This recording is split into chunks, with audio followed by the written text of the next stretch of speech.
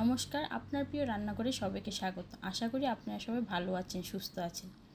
আজ আপনাদের সাথে নতুন একটা রেসিপি শেয়ার করব, সেটা হলো পাবদা মাছের কালিয়া। এই রেসিপিটা তৈরি করার জন্য যা কিছু লাগছে আমি আপনাদের এক এক করে বলে দিচ্ছি। এখানে আমি 6টা পাবদা মাছ নিয়ে নিয়েছি, লবণ নিয়ে নিয়েছি, চিনি, কিশমিশ, হলুদ, সর্ষের তেল, এখানে মশলা বাটা নিয়ে নিয়েছি, জিরে, ধনে, গোয়া মসুরি, এলাচি, দারচিনি, লঙ্কা, আদা।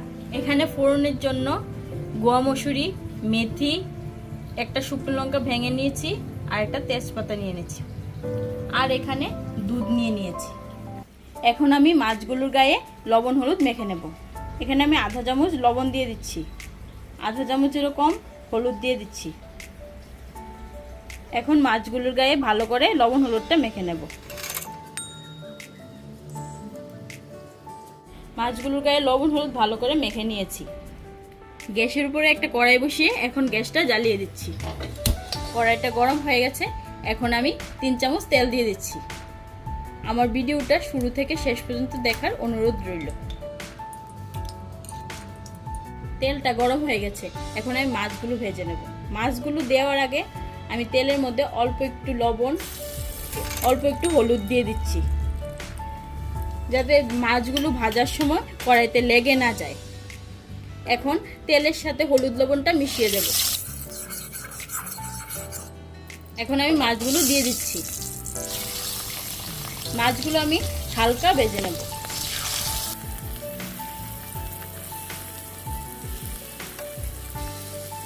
এক পিঠ ভাজা হয়ে গেছে, এখন আমি উল্টিয়ে দেব আরেক পিঠ ভেজে নেওয়ার জন্য।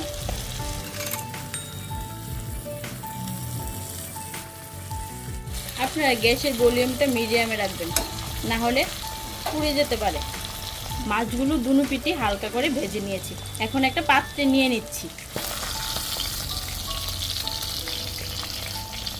মাছ ভাজার তেলটার মধ্যে আরো 2 চামচ তেল দিয়ে দিচ্ছি। তেলটা গরম হয়ে গেছে, এখন তেলটার মধ্যে ফোড়ন দিয়ে দিচ্ছি। এখানে শুকনো লঙ্কা, তেজপাতা, মেথি আর গোয়া মসুরি নিয়ে নিয়েছি, এটা দিয়ে দিচ্ছি। ফোড়নগুলি লাল হয়ে গেছে, এখন আমি মশলাটা দিয়ে দিচ্ছি।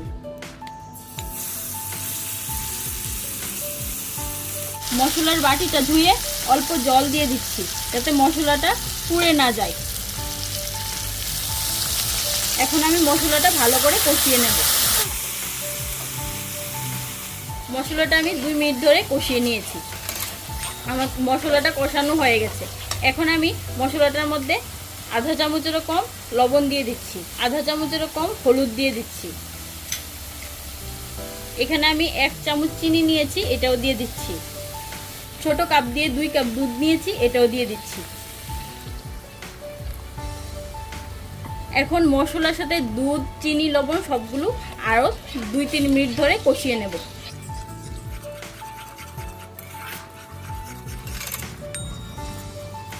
আমি কালিয়াটা দুধ দিয়ে করছি, আপনারা চাইলে দই দিয়েও করতে পারেন। মশলাটা আমি ভালো করে কষিয়ে নিয়েছি, দেখুন কি সুন্দর কালার এসছে। এখন আমি মাছগুলো দিয়ে দিচ্ছি। আমার ভিডিওটা ভালো লেগে থাকলে কমেন্ট করে জানাবেন এবং লাইক ও শেয়ার করে দেবেন। এখানে 2 কাপ জল নিয়ে নিয়েছি, এটা দিয়ে দিচ্ছি। এখন আমি গ্যাসের ভলিউমটা একটু বাড়িয়ে দিয়েছি। এখন মাছগুলোর সাথে জলটা ভালো করে মিশিয়ে নেব। মাছগুলো জলের সাথে ভালো করে মিশিয়ে নিয়েছি, এখন 2 মিনিটের জন্য ঢাকা দিয়ে দেব।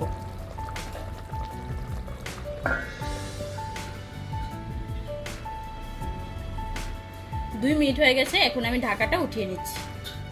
দেখুন কি সুন্দর কালার এসছে। এখন আমি কিশমিশটা দিয়ে দিচ্ছি। কিশমিশটা দিয়ে এখন আমি একটু নাড়াচাড়া করে নামিয়ে নেব।